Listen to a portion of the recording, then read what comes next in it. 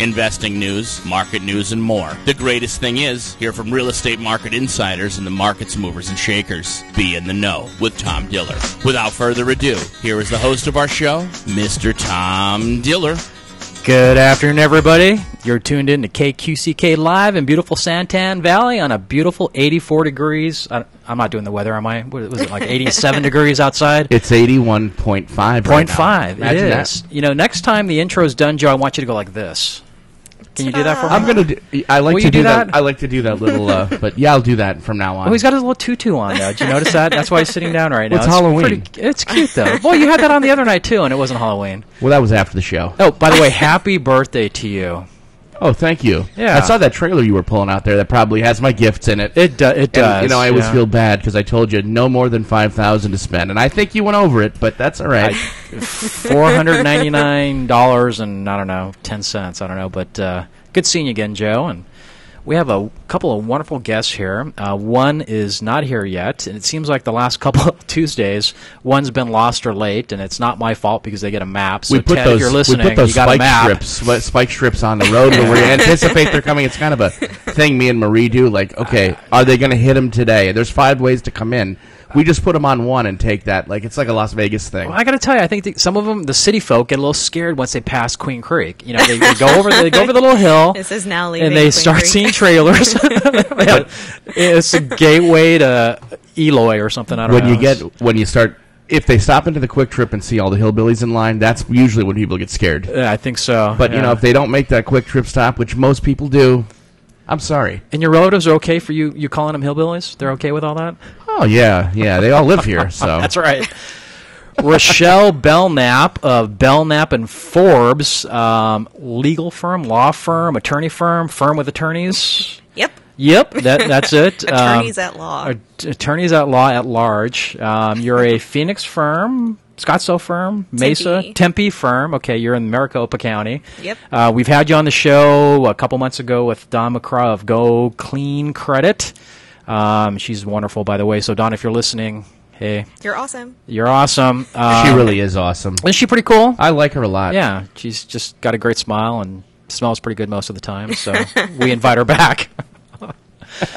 But anyways, Rochelle, thank you for coming back. And you, I know we can't say you're an expert or whatever. You have a practice group that pretty much focuses on credit, FCRA guidelines, which stands for, I forgot what it stands for, but it stands for something, doesn't it? The Fair Credit Reporting Act. That's right. So you work a lot with companies like Don's where you actually help fix issues on credit reports. And believe it or not, which I found kind of interesting, a lot of people have issues on their credit reports that they don't even know they have issues on. And some of these things could cause 20, 30, 40 points or even a couple hundred points. That's correct. It can be quite messy. Most people usually don't look at their credit report until they've been denied for financing. And you fix all that? We can help them. People are excited, I can tell already. They are excited. But tonight we're going to be talking about boomerang buyers, and that's the catchy little phrase that Mr. Ted Canto, who is a little late, came up with. But he specializes, along with Rochelle, on helping people that may have gone through a short sale, foreclosure, or bankruptcy due to the economy, or due to any reason for the past couple of years.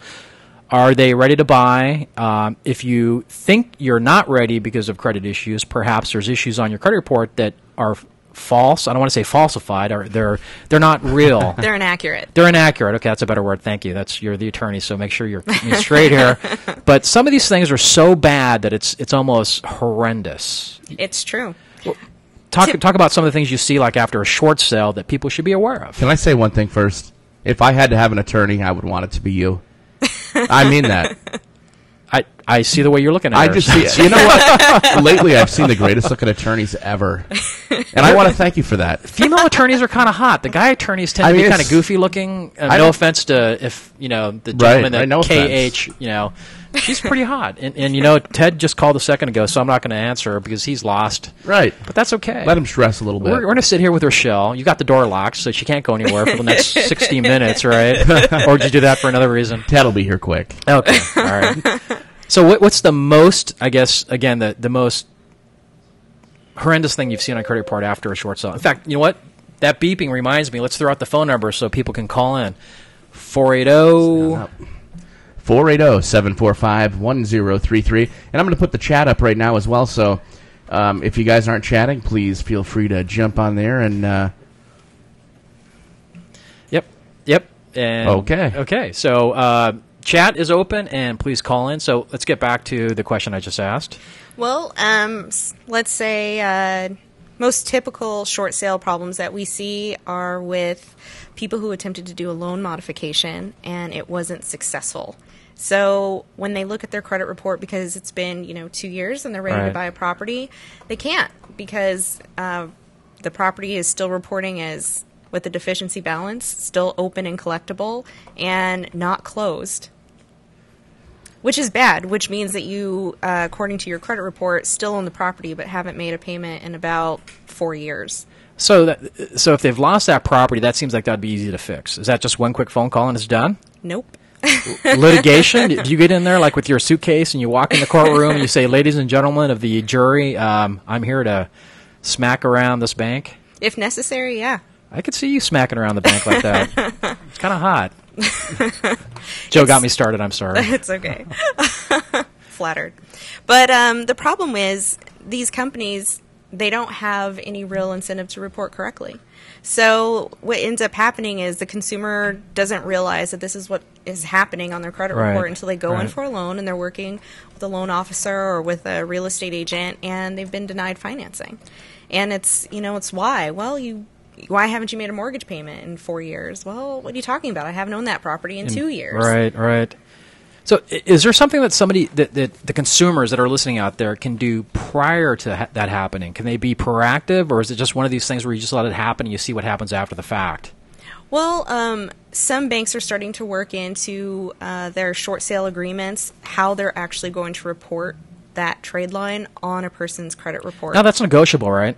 Yes. So I think some things that people don't understand, that just kind of like a car repo, if you call them up and say, "Hey, this is where the car's at, come grab it, but please don't show a default like that. Show that I paid it off or whatever, or let you have it back, and don't make it the worst thing they can report on the credit report." So you can do that with a house. Yes.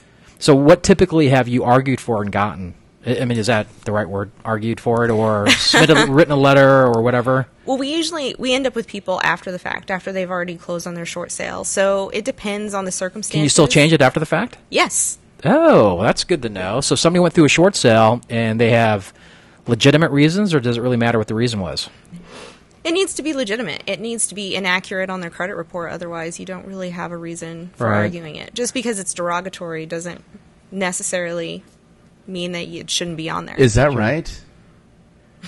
He's coming alive. Gosh darn He's it. coming alive. So it's got to be accurate. That throws me right out there. Yeah. But there's a lot of inaccuracies out there. It's very rare that I see actually any creditor. You know what? You want to hear accurately. something funny? I have something on my credit report right now from 1990. 1990. I was like 3 years old. Is there a statute of limitations? Speaking of the 1990. Well, typically lenders can't report for longer than 7 years. So is that something that's easily removable then, or is it still, no matter what you're talking about with credit, that it's not easy to remove? Is it a chore just to get anything done on that? It should be straightforward. But it's not typically? No. So if somebody were to contract you and you reviewed their credit report and there's all these issues on there, you sit down with them, you go over step by step. A lot of people don't realize it just doesn't affect them when they go out and get a mortgage. It could affect their insurance. It can affect their insurance. It can affect their ability to buy a car, to get a credit card, and even get a job. Now, when they go, let's get back to the car. When they go out and get a car, they're told they're turned down because of credit. Are they shown their credit report at that time, or told exactly what trade items they're keeping them from getting that brand new whatever? Creditors will generally issue a letter stating why you were denied financing. Poor credit, but did they tell you exactly what it was? It should tell you, either you have too many derogatories, or because you had a foreclosure, or because you just had a repossession, and then you are entitled to a copy of your credit report. Gotcha. We do have a question already. How about medical? How does that affect medical things on your credit? It depends on how old it is, and there's a statute of limitations on medical debt, but statute of limitations are... Can you write a letter and just gray. Because it was a medical thing, feel bad for someone and portray that so they take it off, they feel sorry for you? Like my arm here. If I don't pay the bills for the doctors, this hurts. Should they put that on my credit? Is that legit? You know what I mean? Right, Tom? I agree. I agree. Thanks, Tom. Yeah. What do you think of the little salsa spot? Dude, that looks gross. It looks like blood. You know what? That it looks like hurts. you're picking your Well, you know what? It's Halloween, big okay? zit on there again or whatever. Zit on there. You should have seen this thing on the side of his neck a couple weeks ago. It was You know just what? spider bite. It was horrible. It was throbbing. It was like Well, a you know little what? You didn't face. need to squeeze it. You're really bad, Tom. It was horrible. So let's get back to home since this is kind of a real estate economics show. Somebody goes through a short sale. What's a typical, and I know there's maybe not a specific, everybody's different, point drop, and how much of that point drop is erroneous? So let's say somebody goes through a short sale and their score drops from a 780 down to 520. If that happened, it's because it's probably reporting as a foreclosure instead of as a short sale. So what's the main difference? I know the difference between a short sale and a foreclosure itself on the way the property's taken back. What's the difference in the scores? A short sale shouldn't drop you nearly as much as a foreclosure would. About half, a third, quarter? Probably around half. 1/16th? Yeah. 1/32nd? No, I mean, a foreclosure will generally drop someone about 100 points, which 100 is a points? lot. But Yeah. with a short sale, it just ranges. It depends on how recently it happened. It depends on how the creditor's reporting it. Right. And if they're reporting delinquencies. Right. That phone is majorly loud there, Joe. Curious people. Okay. Curious people. Good point. So somebody goes through a short sale and they stop making their payments because they're going through the short sale itself. I've heard different things about rolling 30s. You know, they went delinquent, and now somebody's telling them make your payments up until the point you sell your house, or vice versa. And it gets to the point where it's 90 or 120 or whatever the heck it is, 180 or whatever, and then it never goes into a notice of default, or maybe it does. I don't know. Then they short sell that property. At that point, the loan's paid off, but it's still showing delinquent forever, right? Unless it gets fixed. Yes. That happens often. And when that happens, it's because, the lender did say, okay, well, you're going to be delinquent. Well, that's okay. Just, we'll give you a 2-month break until you can catch up, and then let's, try to save your loan and keep you in your house. The problem is as soon as you go delinquent, the lender is already reporting you as 60 days late. Mm-hmm. And if you're never able to catch up on that past due balance, then you're always 60 days late. Even though at that point you're making monthly payments. So is that portion of it negotiable, or is that being reported incorrectly at that point because you are making monthly payments? Or does it even matter? If you can catch it before the short sale happens and negotiate with the lender, yes, that part would be negotiable. But after the fact, yes, I think that's also negotiable because they told you it's okay, don't make the payment. Right. You're paying it as agreed. It's not Right. fair that from an accounting standpoint, they don't know how to take care of that in their system. Now, should the homeowner tape them? Is that legal? Can you tape them? Like somebody says, hey, it's okay, or stop making your payments, or don't do that because you're going to do a short sale? Most of these conversations with banks are recorded anyway. Oh, we had a couple callers there. And Jerry from Phoenix says, should I start with Dawn at Go Clean Credit?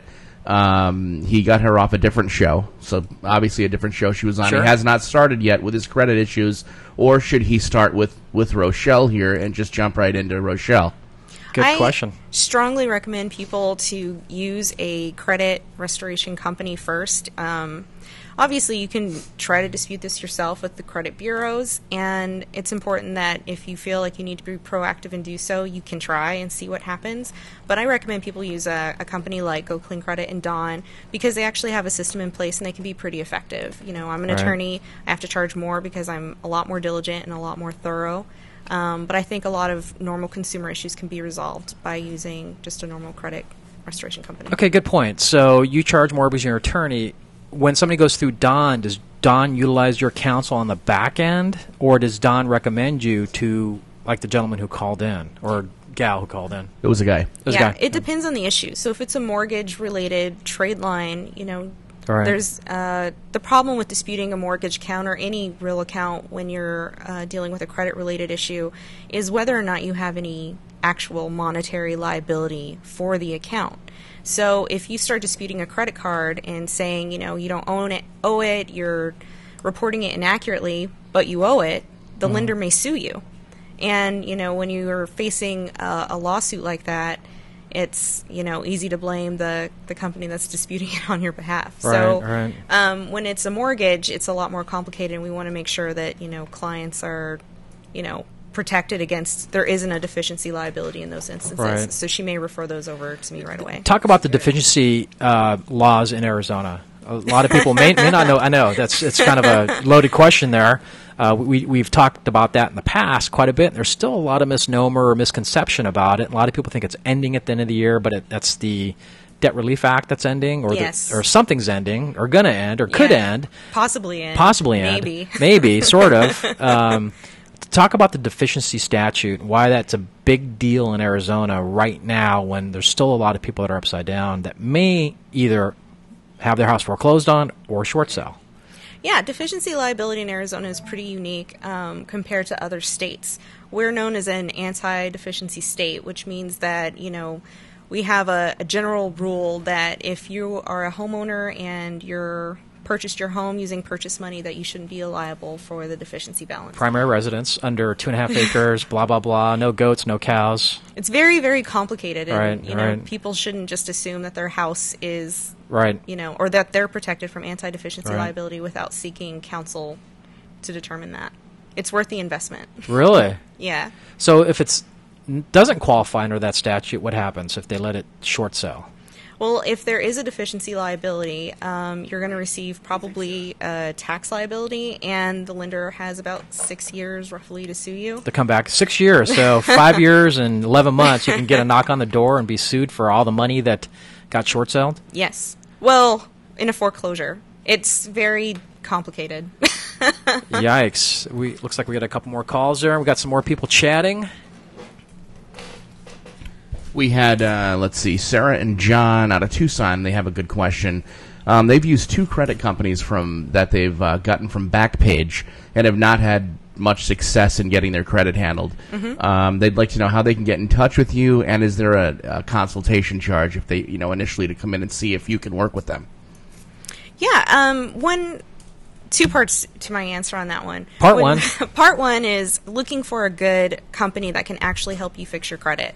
You want to make sure that when you sign up with one of these companies, especially if they're charging you a monthly fee, to find out exactly what their process is, because a lot of credit restoration companies are only disputing information with the credit bureaus. And if that's their only process is to inundate a credit bureau with 15, 16 letters, that's probably not going to be very effective, and you're not going to be very happy. So you're saying some go to the source, so it's better to go to the source, go to the bank or the credit union or what have you to dispute the source of the issue. The better companies go to both. The better Gotcha. credit restoration companies like Go Clean Credit, Right, they go to the right. credit bureaus. There- And just they so go to the people know, there's creditors. several out there. Dawn from Go Clean's not a sponsor or anything. We just love her because she's very eloquent, very intelligent. And it's kind of cool to have Dawn and Rochelle in the studio because they're both pretty good looking. So, but there's probably half a dozen other companies out there, and I think Backpage is more for like Joe uses to find massages and stuff. But but yeah, there's check Better Business Bureau, make sure they're accredited because I'm pretty sure Go Clean is. And just ask around. I think get a good testimonial and check their websites. If their websites don't have a lot of information about the owners. Or contact information, then I think there's a red flag. Because I've actually seen some credit companies that it's just a static page with a phone number and nothing else. Nothing Yeah. about who the owners are, what their backgrounds are, what they do for you for the money. So, but thank you for calling in. That's a great question. And back to your part one. Oh, part two. Part two. Part two, you can go to my company webpage and send me an email, or you can call my office. You want to throw out your contact information? Yeah, so my website's bellnapforbes.com, and that's BELNAP, like ring a bell, take a nap, 1L, and Forbes, like the magazine, no relation.com. And our office line is 480-907-6088. Okay, back to the consultation fees. I believe, correct me if I'm wrong, Go Clean Credit does not charge an initial to talk to them, but do you charge? It depends on the issue. If we're just trying to see if we can help, I generally try not to charge people for that. But if it is a liability consult, trying to figure out, Sure. am I liable for this? Right. Am I liable? Then I may have to charge a Right. nominal fee for the consultation. Right. Okay. Is that true about Go Clean Credit? They do not charge for the first sit down, or Yes, they do that's not true. charge? Okay. So again, great question. Thank you so much for calling in. So again, really check these companies out. I tell you in the past, some of them did have a bad reputation of taking a lot of your money and not really doing anything. And the companies that I think have survived, most of them are pretty darn good. Yeah. Like Go Clean Credit. There's Andorra Credit that's out there. And a couple other companies that are out there that do very well. And you can call me or look at my Facebook page, contact me, and I'll give you the names of a couple folks that you can interview over the phone, talk to them, and see what works better for you. So, yeah, I think interviewing these people is making sure you have a good fit is really important. You have to, because if they take several months to go through the cleanup, it could cost a little bit of money. So you want to make sure you're comfortable with not only their ethics, but their process of what they're doing. Making sure, like you made a good point, which I never realized, that instead of just going after the bureaus, you go after the source, which is either the lender or the institution, the medical companies that you've got the medical bills on or what have you, and you go after there also, and that makes perfect sense. I'm not sure how many people do that though. Yeah, because it's a lengthy process and it's difficult, and the good companies do that. Right. Looks like we had a couple more calls, so cool. The phones are lighting up, and if you want to call in to ask Rochelle or me or Joe, for whatever reason, a question, the number is 480-745-1033. Also, if you're online, which most of you are, you can also chat in your questions. So, and if you didn't notice, on the left side of your computer screen, there is a little button that says Watch Now. You could see Rochelle in the high definition, which is pretty stunning, actually. Okay, Joe started it. He did. It's just when he walked in, he goes, "God, she's hot." Now look at him; he's turning red a little bit. And he can't answer back now. He's sweating a little bit. But so back to the short sale process itself. We were talking about anti-deficiency. So we talked about that. So they've got that one issue to worry about. So it's the short sale itself or the foreclosure, whether it's anti-deficient or not. Anti-deficient? Whether there's liability for that. And there also could be a tax issue. I know you're not a tax attorney. No. Do you discuss that, or do you refer it out immediately? And what are the liabilities if you just generically, if you want to do your disclaimer that you're not, nobody listening is your client, and your information you're giving may or may not be applicable to them. That's right. That's a good disclaimer. Well, it depends. Generally, when you're looking at a short sale or foreclosure, you're looking at two types of liability. One is your personal liability to the bank for any deficiency balance on the loan, which would be the difference between the amount that the property sold for and the amount of the loan plus whatever late fees and whatever else they're tacking on. And that would be the deficiency balance and whether or not you're personally liable for that. Right. The second part would be your tax liability. Do you have a tax liability for the write-off of any of that type of debt? And both of those are great questions and very complicated to answer, and there isn't, unfortunately, just a quick one-size-fits-all. What's phantom income? Got hard questions there, Phantom income is the income you receive from a bank after you've short sold your property. It's usually the result of a 1099. But you don't get any actual money. You get nothing. You get a little statement that says that your house was worth X amount, and you short sold it for X amount, like $100,000 short sale. That's income. That's phantom income, right? So yes. You can get nailed for that. So watch out for that. We had like 3 calls. We do. First of all, your guest is doing his best to make it here, but said he wanted me to let you know you gave horrible directions. He's stuck on Greenfield and Germain and lots of traffic. But he's on the way. I said, you're probably not going to get here till 10 till. And he's like, well, I'll do my best. Well, Ted, thank you for listening and driving like crap. And then we have another question. I can see this is a very important one up here. Do you get Botox, Tom? I do not. And I think last week somebody wanted me to take my shirt off. So we may have a Christmas show where I do that and prove that there's no injection marks. And I'm pretty solid underneath this shirt here. And sorry about that, Jock. That was Jock. He wanted to know if you got Botox. Great. And hey, how you doing, Robert? Nice to see you out there listening. Robert Gilmore. Oh.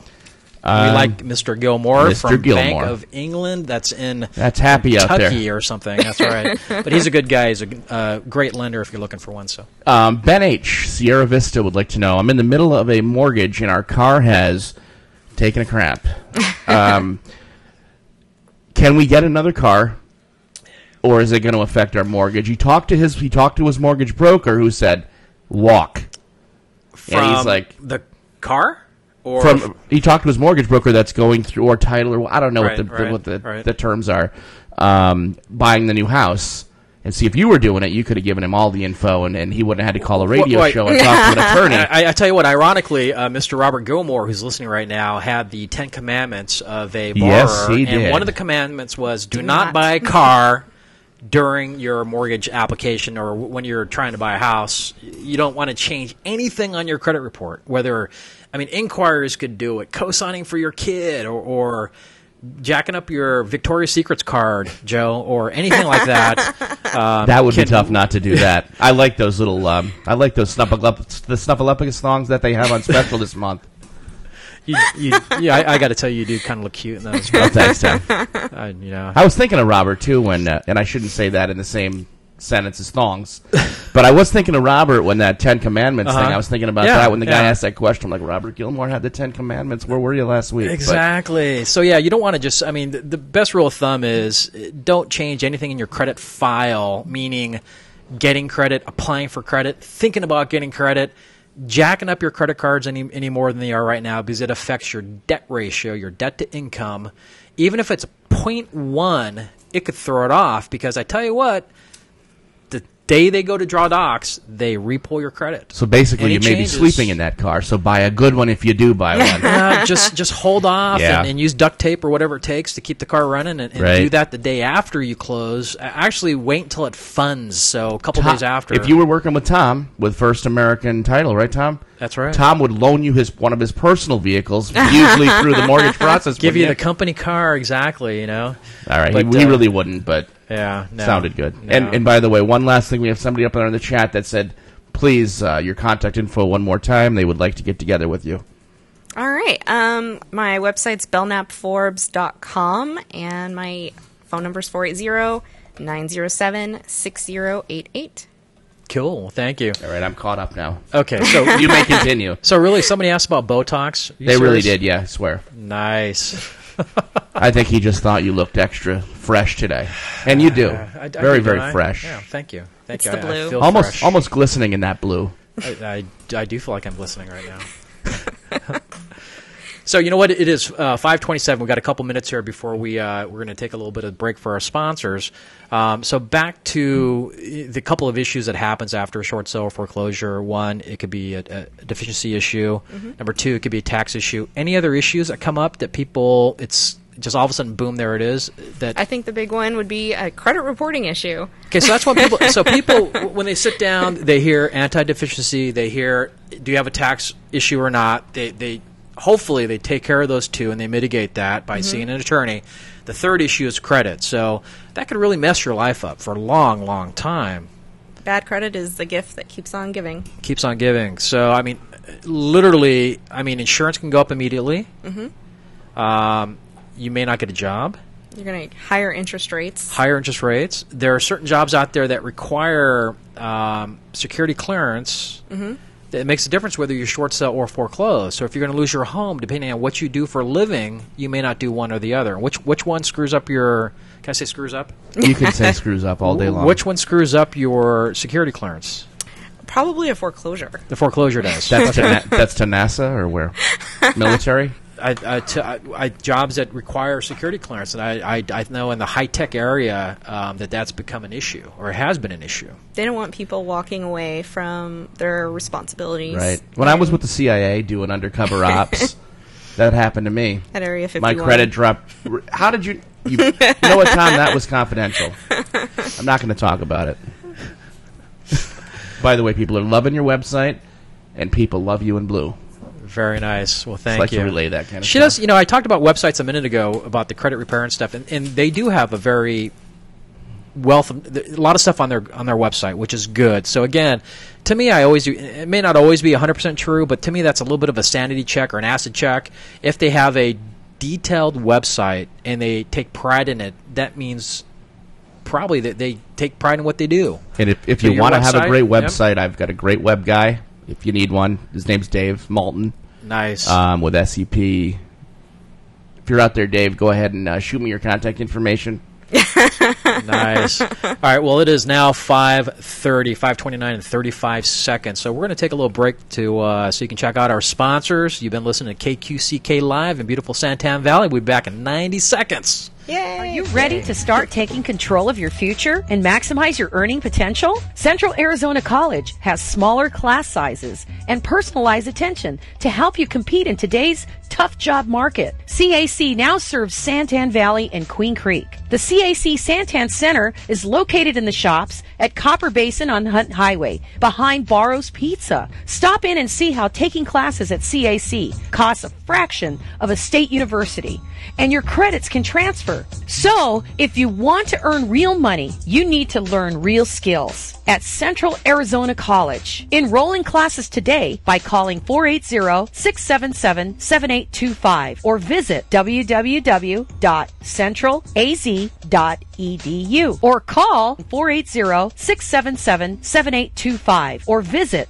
www.centralaz.edu. Central Arizona College, your way.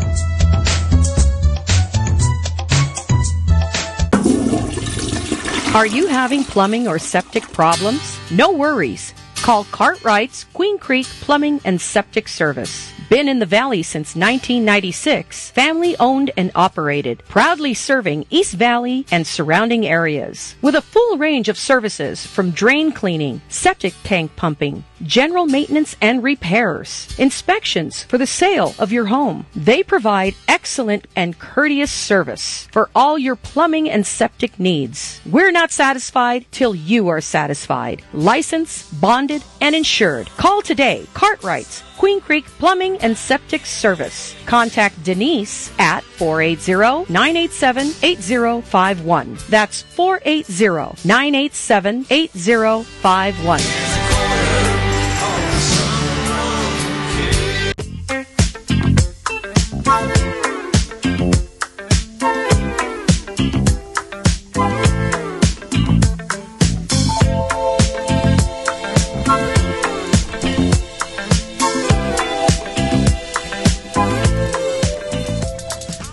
Welcome back to KQCK. I was trying to give you an appropriate intro. I like that intro. Did you like that? We need to talk about song choice because that, you don't like, it really determines my personality. If you don't like Sexy Eyes by Dr. Hook, you need to just turn around and leave. Because that's a great song right there. Well, no, I want stuff by like Styx or Journey. That was Boston that I gave you the intro. Boston was my first band I ever saw. Boston and then Heart, but Boston rocks, so thank you. We could do a little Dog and Butterfly next time, maybe. I'm digging that too. Okay. But, Ted Canto got stuck in traffic, so here's his number. And Joe, you're going to give him a call, and we're going to patch him in. I believe we can do that. Do we have the technology for that? For you, we can. Awesome. Joe, let me give you that too. It's 480-650-8602. So everybody, we're going to give 8602. 8602. So nobody call that. Everybody if I writes call that it, from it's busy. We're going to have a lot of practical jokers out there. Absolutely. So, and his name was Jed. Ted. Oh, Fred. Okay, but call him Joe Bob. Joe Bob. Be right back with Mr. you. Ted Canto. So Rochelle. I like that name, Rochelle. I like saying it. Thank you for coming out again. I appreciate it. Thanks for having me. What did you think about the map? Did the map get you here on time, and was it easy to read? Yes. Thank you. That's all I need to hear. We're calling out Ted right now before we get him on the phone. That's right. Now let's get Ted on the phone that can't read my map. But he's a heck of a loan officer. In fact, he's one of the better ones that I know, and he's just charismatic, and he blogs a lot. He's a blogger. He's a Mr. Blogger, Mr. Ted Canto, the blogger. But he's coming on in just a second here. Hopefully nobody else is calling him, and we'll get him online. You can still call in if you have questions to the show here at 480-745-1033. And we got Ted ringing up right now. So how long have you been an attorney, young lady? About a year. 1 year. Yep. Just graduated, right? I mean, you're like a phenom right out of high school. You graduated from college at 18, 16, 17? No. No? No. No? But you went to school here. I know you went to ASU. For law school. You went to New Mexico. Look at this. So I read your thingy. On my website. Your website. You went to school. You got your English literature degree in New Mexico. Then you came here to the Sandra Day O'Connor School of Law at ASU. Mm-hmm. Got your degree. That's when you're cooking up your firm there with Chris Forbes. That's right. Excellent. See, look at that. I've got somewhat of a memory. Mr. Ted Canto, I believe, is en route on the cell phone. Ted, are you there? I'm here. How you doing, Tom? Doing good, and apologize for that. You're missing out on Rochelle here and her beautiful smile, and Joe and his bloody pussy arm that he's got going on there. God, Tom is just really gross today. You're lucky. You're lucky, Ted. You're in traffic. I gave Ted the wrong directions because he's actually better looking than me, and I didn't want him here because there can only be one good-looking guy. And sorry, Joe, it's not you. Wow. You know, Marie's going to come in here and kick my ass. I'm just going to get up and leave. Your wife's going to come in here and slap me around. That I'm a good-looking guy. Enjoy the show, Tom. Well, Joe's walked out the door. He's gone. But, Ted, thank you for joining us. And you know what? I'm going to let you throw out your contact information first, and hopefully you get here so people can see you and get to know your personality like I know it. And just, Ted, tell us where you're from, your phone number, and we'll start with that. Well, where I'm from is a very long story, Tom, but I'm with AmeriFirst Financial.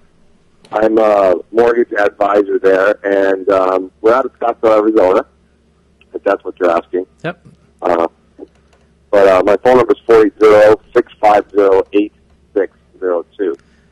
Excellent. And you and I talked about being on the radio multiple times, and I knew I had to get you on here because you just have a wealth of information. And we were talking about what is a good title, what is not just a good title for you, me, Rochelle, and Joe to talk about, but what's going to help people. And you came up with a fantastic title because there are a lot of people out there that had some misfortune and they still think they can't buy. So great topic. You want to talk a little bit about how you came up with that and some of the things that you actually wanted to discuss when you're on air? Well, first of all, Tom, I don't hold anything back in that I, too, was affected by the economy, and obviously I pretty much lost my shorts like a lot of people early on. And back in 2007, in fact, our industry just really got hurt. Right. So I went on a personal crusade of my own and created a blog and dedicated most of my articles on helping people recuperate or at least get to know where they are, where their credit stands, and what is it that's going to take for them to get back on track. And in the last several months, I, along with a group of a lot of other, if you want to call them elite bloggers across the United States, we've been talking a lot about this topic, and we labeled them boomerang buyers. Why? Because they're coming back. And there's going to be, we predict there's going to be a very, very large percentage of the home buyers out there coming back after short sale, after foreclosure, after divorce, after bankruptcy, you name it. However they got affected, a lot of these people are been out of the market for anywhere between 2 to 3, sometimes even 4 years, thinking that they don't have the ability to qualify for a home anymore. Right. Which is not true. So, again, my personal crusade has just recently got recharged, re-energized, in that obviously we're at a pinnacle point where a lot of these people are coming back into the market and at least searching for the right information, needing the right information to get back into the market and buying a home again. Right.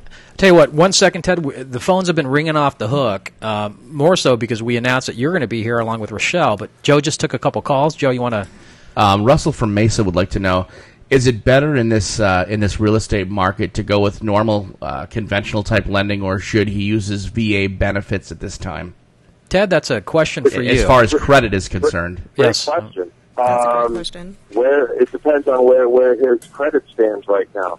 Conventional is definitely, the more, I would say, the more favorable type of financing. However, not everybody fits into that box. So it just depends on the credit score, depends on how much money down you're putting. It really comes down to your personal credit profile. However, VA isn't so stringent as a conventional program. And, in today's economy, VA allows you to go in and buy a house at 0% down. So I'm always for keeping your money in your pocket. So. Yeah, that's a great question, caller. Thank you so much for calling in. And Ted's going to probably throw out his contact information a couple more times, so you can certainly call Ted directly. And Ted doesn't charge any type of consultation fees. You can give him a call. And No. Ted is just one of those honest guys that after you talk to him for a few minutes, you'll understand that he'll steer you the right direction. And he may do that and never get the loan, but that's he's not after one transaction. He's after lifelong customers and referrals. So, Ted, you want to go ahead and throw out your contact one more time? And before Ted does that, Yep. sorry to got a interrupt. couple more chats. We got other people up on the chat, other people in the same industry Ted is in, Right. that are saying Ted's a great guy. Yeah. Go with Ted. He's honest. What a testimonial. So That really is, especially Yeah. from other people in the same business. yeah. Those folks have the same last name as Ted, or no? Looks like they do, yeah. Mrs. Ted Canto, thank you for calling. No, not thank you really. for no. But awesome testimonial, Ted. You want to throw out your phone number one more time here? We're going to keep talking here. Yes. Yep. It's 480-650-8602. Excellent. And you can also look me out on my blog at tedcanto.com. Tell us some of the things that's the hot topic of blogging. And Ted, it really is the guy in the real estate world or lending world that really got blogs on the map. I mean, he teaches it. He has, there's this bunch of realtors in his classrooms teaching this stuff, and he's very well known and very well liked. So what are some of the hot topics? I know we're here to talk about the boomerang buyer, but within maybe a subtopic of that, what are people wanting to hear out there? What do people need to know about right now? In relation to blogs? No, in relation to they've gone through an issue, they've lost their home, they went through a foreclosure or a short sale. Well, I'll give you a quick synopsis because really it's probably 3 different radio shows. But kind of starting from the top, a lot of people like to know conventional financing. Right now, conventional financing is almost on a sliding scale. It starts off at 7 years for anything less than 15% down. It'll go to 5 years for anything less than 20% down, but over 10. And then it'll go to 2 years if you have 20% down. That's most case situations. Moving on to government loans, which is FHA. FHA says after a foreclosure, you must wait a period of 3 years. Short sale, same, 3 years. It can be a 2-year wait period depending on an extenuating circumstance. Again, there's a lot of detail behind that, and every lender, what's really important, Tom, is that every lender's different on their view of these rules. The guidelines say one thing, but lenders have imposed what they call lender overlays. Right. Their own set of rules, basically. Are the lender overlays usually worse than the actual rules themselves? So instead of, like a lender may say 5 years, but then the overlay is 6 years from another lender if they go to a banker. Yeah, and well, I would say they don't really put more years. They don't tack on more years than the requirement. Sure, but maybe jack up the FICO score. That they will ask for certain situations, or they'll Sure. refrain from certain situations. Sure. So that's just what it comes down to. Sure. Is one of the key things on the boomerang buyers for the buyers to know, or the potential buyers to know, is that lending has come back? Is that a true statement? Is it starting to come back, or are banks lending as freely? I know there's no option arms that are out there. Maybe there are. I don't know. Or no pick a payment. Remember those loans? Are they coming back to the point where the average individual nowadays has a multitude of choices? There's not a lot of options out there, but really in today's market with the low interest rates and everything else, you don't really need a lot of options. However, one of the first parts of your question was, is it stringent or is it strict? Right. I wouldn't say it's strict. It's just definitely you have to have everything in a row. The one recurring theme when it comes to lending is we have borrowers to basically have their paperwork intact, in place.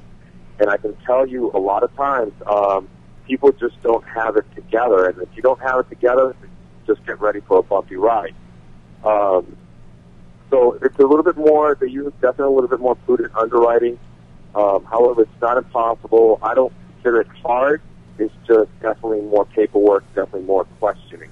If people consider that to be hard, then I guess it is. But I don't see it that way. Right. You know what? Let's take a step back a little bit. Tell us a little bit about your background, Ted. A little bit about yourself and how you got to this point in your life where you're doing these blogs and being able to help people on a daily basis. Yeah, well, definitely. You know, my background, I come from the oil industry, jumped into real estate close to 14 years ago.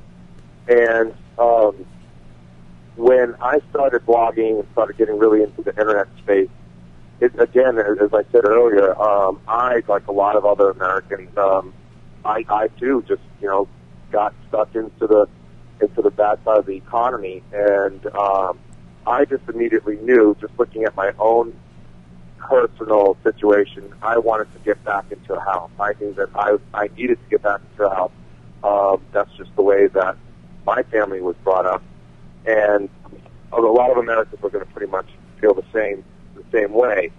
So, you know, my blog was born. I found the opportunity, I found the platform to be able to help other people and give them the right information, point them in the right direction. It is a maze right now. A lot of people are constantly calling me from all around the country on my blog. I mean, unfortunately, I can't help some of them, but I do guide them in the right direction, at the least. But they call me all with similar questions, not really knowing who to trust, where to go, or what to do. And so, you know, that's been the inspiration behind my blog. Outstanding. That's great to experience it and to become a crusader, just trying to better yourself, and then using the experience you gained to help others. So that's very, very commendable, and that's why you're getting these testimonials from other lenders. So yeah, absolutely. Yep. You know, unfortunately, you didn't get to meet Rochelle, who's sitting here, and she's been talking about the credit side of it, on some of the issues and how to fix the credit, what to do after an event like a short sale or a foreclosure, and it's been a very interesting conversation. I think we were kind of talking about, Rochelle, the part where things can happen to you in your credit that you didn't know was going to happen. Like, it's the third thing. You know, it's not the taxes, it's not the anti-deficiency, it's the credit report itself. How long does it take to fix that? A normal case, I mean, you smile, I know some cases could be a couple weeks, a couple months. I mean, what's the worst case you've seen out there on just a family that had the single-family residence? A year. A whole year. So that's how bad the banks don't have time to help, or they just don't feel like they have to help, or they really don't have systems in place. That's a multi-pronged answer. Absolutely. No, that's multiple shows. Yeah. Possible. Right. But I would summarize it this way: a lot of people just don't have the stomach for the fight. Mm-hmm. A lot of times I try to help my clients and put them on the right track. I try to put them on the right track, and a lot of times they just don't stick it out, you know, and they give up. And sometimes they don't realize how close they are to qualifying. As much as I try to give them. Yeah, it must feel fairly daunting. Yeah, and a lot of times they just don't stand up. But you know, it just could range. It can range from 2 months, 6 months, sometimes to a year. Right. Right. I'm rushing it because I'm actually walking in. So. Okay, well, everybody, here comes Mr. Ted Canto walking in the door. Hopefully, if the door opens, he's in the right spot. If the door doesn't open in about 3 seconds, then he's over at he's in Florence. It's like somewhere. A game show. It is like a game show. Door number one. Door two. Here he is. Oh, and Mr. Ted Canto, that's your seat right there. You've got your headphones down there. Turn your phone off, so we don't get the feedback there.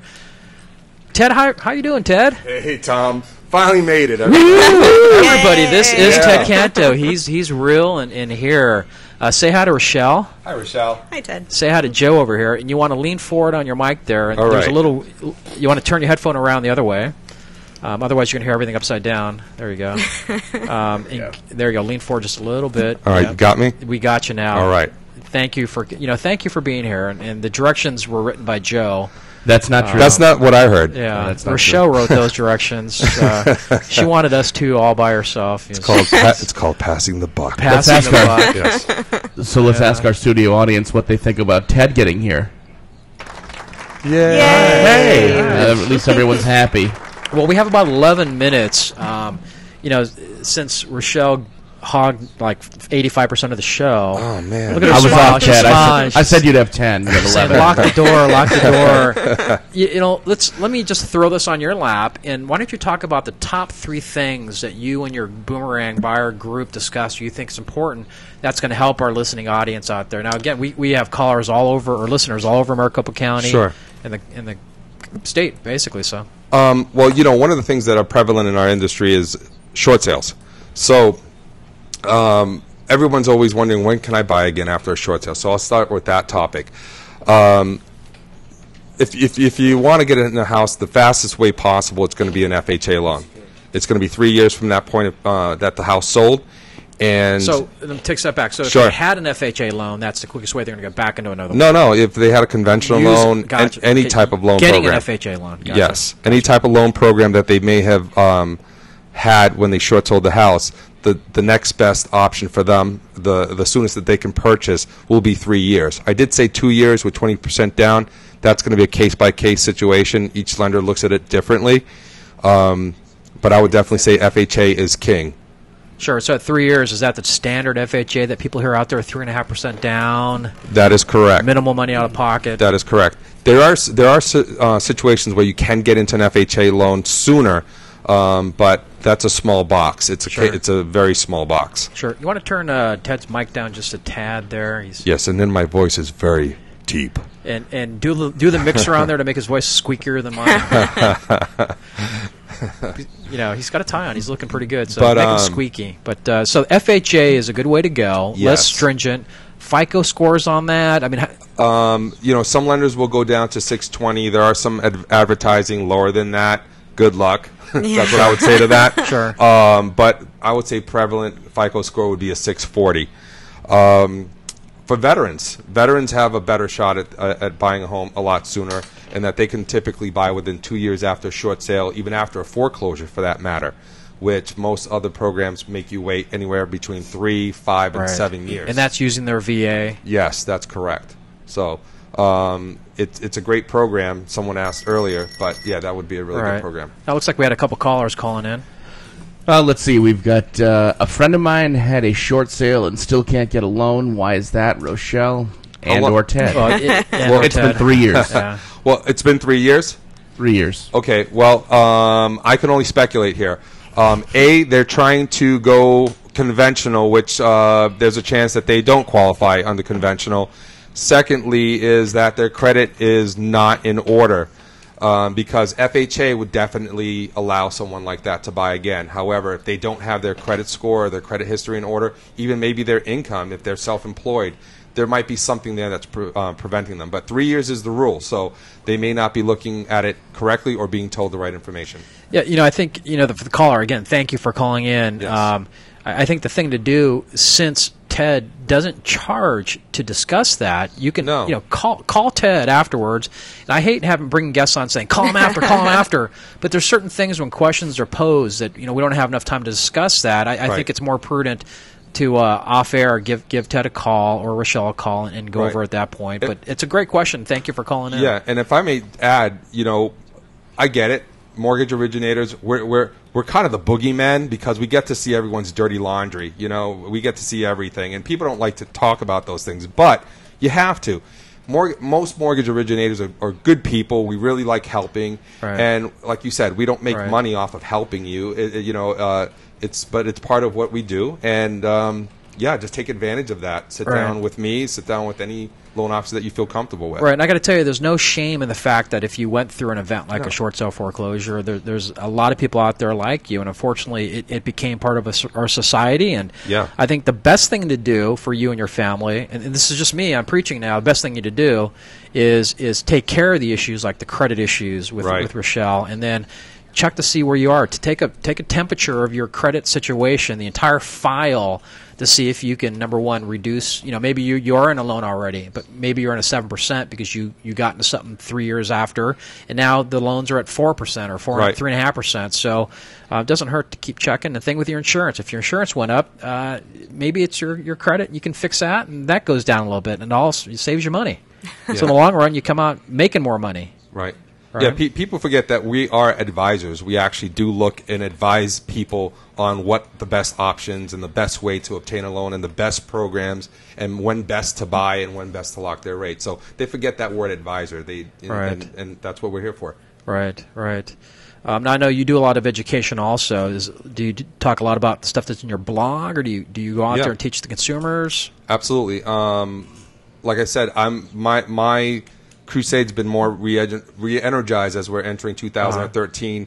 I'm going to be doing a lot more community classes, more articles specifically targeting this, because if people are not with their eyes open, this is going to be the next real estate boom. These people are coming in droves. Right. A lot of them make tremendous amount of money. They do very well. It's just that their homes went upside down. It ended up being something that they didn't want to keep for whatever reason, or maybe they did lose their job and now they're gainfully employed again, and they can buy, and that's what helps our economy. Yep. If you don't want to buy ever again because you're afraid, that's fine. But I think in most cases people do want to buy, especially when you have a family. Yep. And there's options for you that are out there. So again, keep top 3 things you wanted to talk about. The other thing, really big topic, probably get the most calls from all around the country, is what do you do when you included a house in a bankruptcy?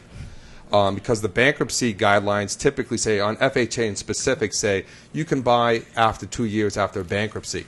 99.9% of the lenders out there, if you included a house in that bankruptcy, will not lend you money until 3 years from the date the house sold. So you filed bankruptcy, moved out. Right. Is that if you've kept your mortgage payments current, or you included it in your bankruptcy? No, you itself, included it in the bankruptcy. So you were delinquent. And right. But this is the caveat. The house, after you move out, you move on with your life, the bank still has not sold the house. Lenders will look at the house and go, oh, it still hasn't sold to someone else. The bank still owns it. They will not lend to you 3 years from that date. Now, that's not the rule. However, that's the stance a lot of lenders have taken. Now, there certainly is no liability on that property that's still in your... Technically, yes and no, because title has not been transferred out of their name because it has not sold as a foreclosure or a trustee sale. So that's where it gets really muddy, and lenders just rather not even go there. However, the nice thing is I've spent a lot of years writing about this, and I was not able to do it prior to my new company with AmeriFirst Financial. AmeriFirst Financial, as long as you surrendered that house properly, meaning you didn't live in it after you filed bankruptcy, which some people do, they will consider it. So actually, we got a couple of clients right now in that situation. Right. So excellent. Well, the phones are ringing off the hook here. All right. First of all, we have Brett from Levine who says, "Where is Ted's blog?"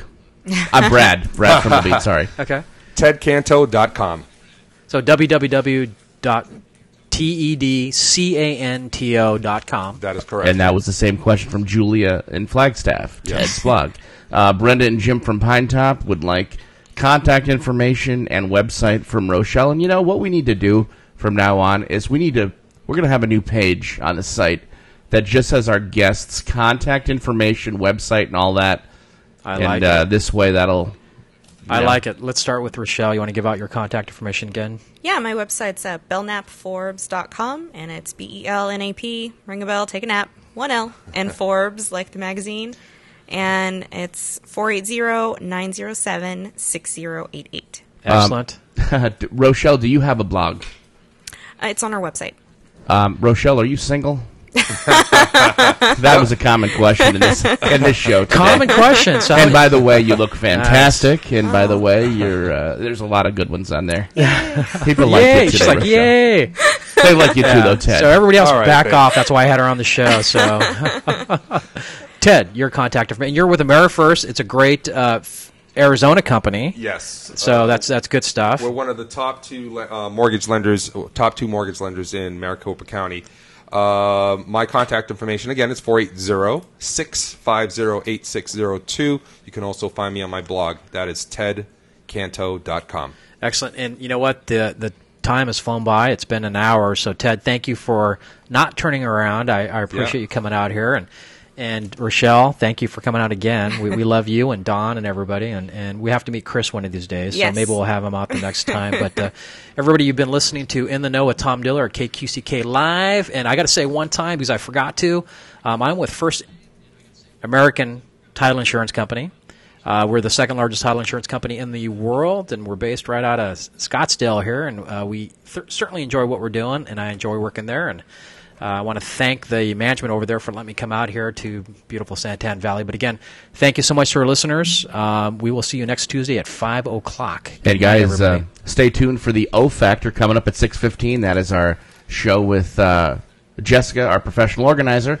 6:15 to 7:15, and she's got a great guest tonight. So stay tuned. Glad you enjoyed the show, and make sure you jump on In the Know, your Facebook there, and make sure you like it, right? Absolutely. And if you don't like it, then just don't do anything, right? Go away. No. All right. Like it anyway. Bye for now. Good night, everybody. Good night. When you visit Hill Family Dentistry in Santan Valley, dentist Dr. Tim Hill provides each patient with personalized, gentle care that you deserve. Our entire team is dedicated to providing you and your family with services that will make you smile. With a full range of general, cosmetic, and specialty dentistry services that will keep you and your family smiling. Our commitment to our community is to provide outstanding oral health. Hill Family Dentistry is located on 36359 Gansell Road in Santan Valley, diagonally across from Banner Ironwood Hospital. Evening and weekend appointments available. We accept most insurances and have in-office policies available for non-insured. Contact us today at 480-588-8127. Hill Family Dentistry. Thanks for joining us today on In the Know with Tom Diller. We will always continue to strive to bring you the best in guests and to keep you informed on every facet of Arizona's volatile real estate market. Remember to tune in each and every week at 5 p.m. Arizona time exclusively on KQCK radio station. When it comes to real estate and more, be in the know.